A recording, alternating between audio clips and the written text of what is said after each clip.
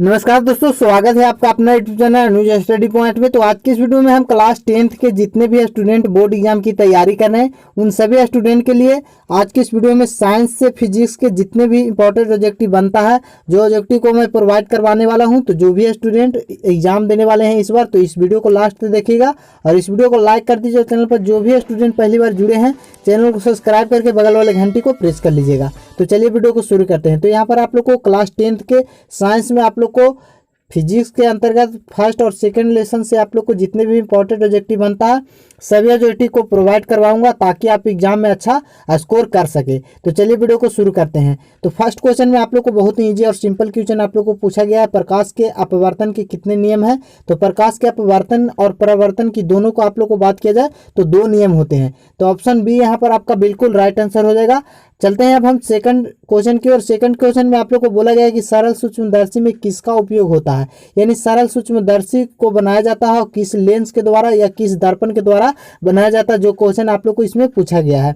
तो यहाँ पर ऑप्शन ए में दिया गया अवतल दर्पण, बी में दिया उत्तल दर्पण, सी में दिया गया है अवतल लेंस और डी में दिया है उत्तल लेंस। तो आप लोग को सरल सूक्ष्मदर्शी का उपयोग हमेशा उत्तल लेंस के द्वारा किया जाता है। तो ऑप्शन डी यहाँ पर आपका बिल्कुल राइट आंसर हो जाएगा। अब हम चलते हैं 3 नंबर क्वेश्चन में। आप लोग को बोला गया है कि उत्तल लेंस होता है, यानी उत्तल लेंस की बनावट जो होती है किस प्रकार की होती है। तो उत्तल लेंस की जो बनावट आपकी बात यहाँ पर किया जाए तो इस तरीका से आप लोग को बनावट होता है उत्तल लेंस में। तो यहाँ पर आप लोग को ऑप्शन जो दिया गया है ऑप्शन ए में दिया गया सभी जगह समान मोटाई होती है, बीच के अपेक्षा किनारा मोटा होता है, किनारा के अपेक्षा बीच में मोटा होता है, इनमें से कोई नहीं। तो आपको इसमें जो ऑप्शन सी दिया गया है वो बिल्कुल राइट आंसर हुआ, किनारों की अपेक्षा बीच में मोटा होता है। तो ऑप्शन सी बिल्कुल राइट आंसर हो जाएगा। अब हम चलते हैं 4 नंबर क्वेश्चन में पूछा गया है कि निर्गत किरण एवं अभिलंब के बीच को कोण को कहते हैं, यानी निर्गत किरण और अभिलंब के बीच में बने कोण को क्या बोला जाता है, ये पूछा गया। बहुत ही सिंपल इजी क्वेश्चन है। तो निर्गत कोण बोला जाता है। तो ऑप्शन सी बिल्कुल आपका राइट आंसर हो जाएगा। अब हम चलते हैं आप लोग को 5 नंबर क्वेश्चन में बोला गया है कि 1 मीटर फोकस दूरी वाले उत्तल लेंस की क्षमता होगी, यानी आप लोग को बात किया जाए तो एक लेंस जो है उनका 1 मीटर मुख्य फोकस दूरी है और उस लेंस का आप लोग को क्षमता पूछी जा रही है। तो आप लोग को क्षमता की बात किया जाए तो डायोप्टर मीटर में चीज किया जाता है, इसका सूत्र होता है 1/f। तो यहाँ पर f की जो मान दिया गया है मुख्य फोकस का मान 1 मीटर दिया गया है और आप लोग को बात किया जाए तो मीटर में दिया गया है। तो यहाँ पर आप लोग को हो जाएगा 1 मीटर, 1 डायोप्टर मीटर हो जाएगा। तो ऑप्शन बी बिल्कुल यहाँ पर आपका राइट आंसर हो जाएगा। अब हम चलते हैं लेंस। आपको 6 नंबर क्वेश्चन में बोला गया है कि लेंस की क्षमता को व्यक्त करते हैं। अभी आप लोग को स्पष्ट रूप से बताया गया है कि लेंस की क्षमता व्यक्त की जाती है। तो लेंस की क्षमता किस रूप में व्यक्त किया जाता है, फोकस दूरी द्वारा किया जाता है या फोकस दूरी की दुगनी होता है या फोकस दूरी की तिगुनी के द्वारा या फोकस दूरी के कर्मानुपाती के। तो आप लोग को डी बराबर यहाँ पर आप लोग को बताया था कि 1/f होती है। तो जहाँ पर आप लोग को मुख्य फोकस के जो डायोप्टर लेंस की क्षमता होती है वो मुख्य फोकस के व्युत्क्रमानुपाती होती है। तो ऑप्शन डी बिल्कुल यहाँ पर राइट आंसर हो जाएगा आपका। मैं आप लोग को बोला गया कि एक लेंस की फोकस दूरी 20 सेंटीमीटर है, तो उस लेंस की क्षमता आप लोग को पूछा जा रहा है। तो क्षमता बराबर आप लोग को पूछा गया है। तो जैसा कि आप लोग को बताया था कि डी बराबर 1/f होती है और एफ जो मुख्य फोकस होती है वो मीटर में होती है, लेकिन यहाँ पर आपको बात किया जाए तो सेंटीमीटर में दिया गया है। तो सेंटीमीटर को सबसे पहले आप लोग को कन्वर्ट करना होगा मीटर में। तो सेंटीमीटर से मीटर में कन्वर्ट करने के लिए आप लोग को 100 से डिवाइड करना होगा, तो 1/5 हो जाएगा। और यहाँ पर डी बराबर जो होता है 1/f होती है। तो एफ के जगह पर आप लोग अगर एफ को 1/5 मान रखते हैं और बाटा में हो जाएगा 1/f। तो इस तरह से आप लोग को मान निकालिएगा तो 5 डायोप्टर आप लोग को होगा। तो यहाँ पर आपका बिल्कुल जो इसका करेक्ट आंसर हो जाएगा ऑप्शन सी 5 डायोप्टर होगा। तो ऑप्शन सी बिल्कुल राइट आंसर हो जाएगा। अब हम चलते हैं 8 नंबर क्वेश्चन में। आप लोग को न्यूमेरिकल दिया गया है कि किस लेंस की क्षमता -2.0 आप लोग को बताई गई, यानी 2 मीटर आप लोग को डायोप्टर लेंस की क्षमता बताई गई है। तो इसमें आप लोग को लेंस की क्षमता देख सकते हैं। आप लोग को डायोप्टर जो दिया गया है वो माइनस में दिया गया है। तो माइनस में आप लोग को हमेशा याद रखना है कि अवतल लेंस की जो मुख्य फोकस होती है वो माइनस में होती है। तो ऑप्शन डी यहाँ पर आपका बिल्कुल राइट आंसर हो जाएगा।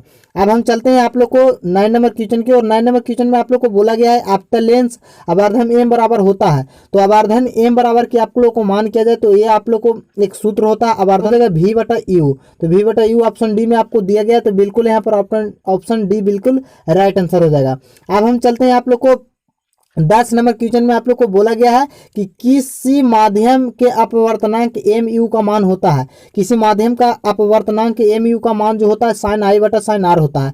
तो ऑप्शन ए यहाँ पर आपका बिल्कुल करेक्ट आंसर हो जाएगा। अब हम चलते हैं 11 नंबर क्वेश्चन में। आप लोग को बोला गया है कि सघन माध्यम से विरल माध्यम में गमन करने पर आपतन कोण और अपवर्तन कोण के बीच में संबंध पूछी गई है। संघन माध्यम से अगर विरल माध्यम में आप लोग को प्रवेश जब करती है प्रकाश, तो उसमें जो ऑप्शन आप लोग को दिया गया है आर इंडिकेट आई आप लोग को हो जाएगा यहाँ पर लेस ग्रेटर देन, आप लोग को सी वाला ऑप्शन जो दिया गया है वो बिल्कुल यहाँ पर आपका करेक्ट आंसर हो जाएगा। अब हम चलते हैं 12 नंबर क्वेश्चन में। आप लोग को बोला गया कि प्रकाश की चाल सबसे अधिक किस चीज में होती है, तो प्रकाश की चाल सबसे जो अधिक होती है वो निर्वात में होता है। ये आप लोग को हमेशा बोर्ड में पूछा जाता है इस तरह का क्वेश्चन, तो आप लोग को ऑप्शन सी जो दिया गया है बिल्कुल राइट आंसर हो जाएगा। प्रकाश की चाल सबसे अधिक निर्वात में होती है, तो ऑप्शन सी बिल्कुल राइट आंसर हो जाएगा। अब हम चलते हैं 13 नंबर क्वेश्चन में। आप लोग को बोला गया है, अरे क्वेश्चन आप लोग को 2012 में फर्स्ट सेटिंग में आप लोग को पूछा गया था कि निम्न में से कौन सा लेंस बनाने के लिए प्रयुक्त नहीं किया जा सकता है, यानी लेंस बनाने वाली पदार्थ नहीं है। आप लोग को ऑप्शन ए में दिया गया है कांच, बी में दिया गया मिट्टी और सी में दिया गया जल और डी में आप लोग को दिया गया है प्लास्टिक। तो यहाँ पर आप लोग को जो 3 ऑप्शन दिया गया है कांच, जल और प्लास्टिक, इसमें आप लोग को प्रकाश के अपवर्तन की क्रिया संपादित हो जाएगी, लेकिन मिट्टी से आप लोग को प्रकाश के अपवर्तन की क्रिया संपादित नहीं होगी। इसलिए इसका जो आंसर होगा आप लोग को ऑप्शन बी, लेंस को नहीं, आप लोग को मिट्टी को लेंस के प्रयुक्त में रूप में नहीं बना सकता। आता है कि लाल और नीले वर्ण की किरणें के कांच की सतह पर वायु में आपतन कोण समान है, यानी आप लोग को लाल किरण की वर्ण जो है वो कांच की सतह और वायु की सतह पर आपतन कोण समान है, तथा कांच के अपवर्तन क्रम से आर है तथा आप लोग को R1 है तथा आप लोग को R2 बताया गया है। इनके बीच में लाल और नीले वर्ण किरणों के निरपेक्षण में आप लोग को इसमें आप लोग को संबंध पूछा गया है, तो इसका संबंध जो हो जाएगा आर, आप लोग को सी वाला जो बिल्कुल यहाँ पर करेक्ट आंसर हो जाएगा। अब हम चलते हैं 15 नंबर क्वेश्चन में। बोला जा रहा है कि किसी दर्पण के सामने आप चाहे जितना दूरी पर खड़े हो आपका प्रतिबिंब सीधा बनता है, तो वह कौन सा दर्पण होगा।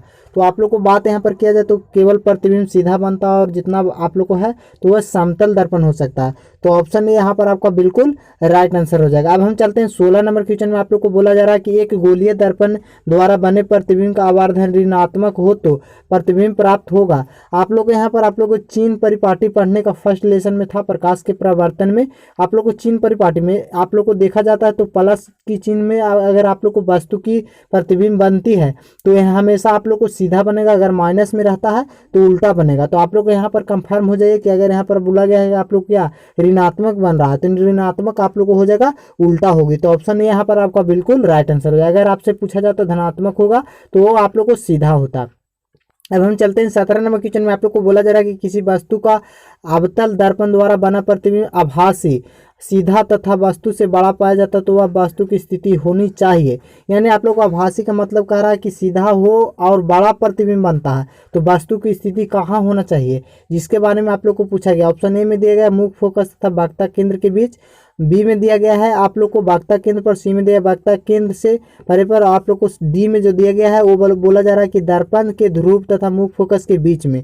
तो 17 नंबर क्वेश्चन आप लोग को यहाँ पर बोला जा रहा है, तो इसका करेक्ट आंसर आपको लोग को बिल्कुल राइट आंसर यहाँ पर दिया गया। दर्पण के ध्रुव तथा मुख्य फोकस के बीच में आप लोग को जो बनेगा वो प्रतिबिंब बनेगा, ऑप्शन डी बिल्कुल यहाँ पर राइट आंसर हो जाएगा। अब हम 18 नंबर क्वेश्चन में आप लोग को बोला जा रहा है कि अवतल दर्पण के अवर्धित काल्पनिक प्रतिबिंब बनता है तो वस्तु कहाँ पर रखा जाएगा। अवर्धित में होता है बड़ा और काल्पनिक प्रतिबिंब बन रहा तो वस्तु की स्थिति यहाँ पर आप लोग को सेम क्वेश्चन इसमें पूछा गया है, तो 18 नंबर क्वेश्चन पर आप लोग को राइट आंसर हो जाएगा। फोकांतर के अंदर आप लोग को रखा जाएगा तो बिल्कुल यहाँ पर काल्पनिक प्रतिबिंब और वस्तु से वर्धित प्रतिबिंब बनेगा, तो ऑप्शन बी बिल्कुल राइट आंसर हो जाएगा। अब हम चलते हैं 19 नंबर क्वेश्चन, बहुत ही इंपॉर्टेंट क्वेश्चन। इसमें आप लोग को पूछा गया है कि दाढ़ी बनाने में कौन सा दर्पण का उपयोग किया जाता है, तो 19 नंबर क्वेश्चन का आपको बिल्कुल राइट आंसर यहाँ पर हो जाएगा सी, अवतल दर्पण का प्रयोग किया जाता है। ये आप लोग को 20 नंबर क्वेश्चन बहुत ही इंपॉर्टेंट क्वेश्चन यहाँ पर आप लोग को पूछा गया है, जिसमें बताया जा रहा है कि गोलीय दर्पण में फोकांतर एवं वक्ता त्रिज्या के बीच में संबंध पूछा गया है। इसके बीच में संबंध क्या होता है, जो बहुत ही ईजी और सिंपल क्वेश्चन है,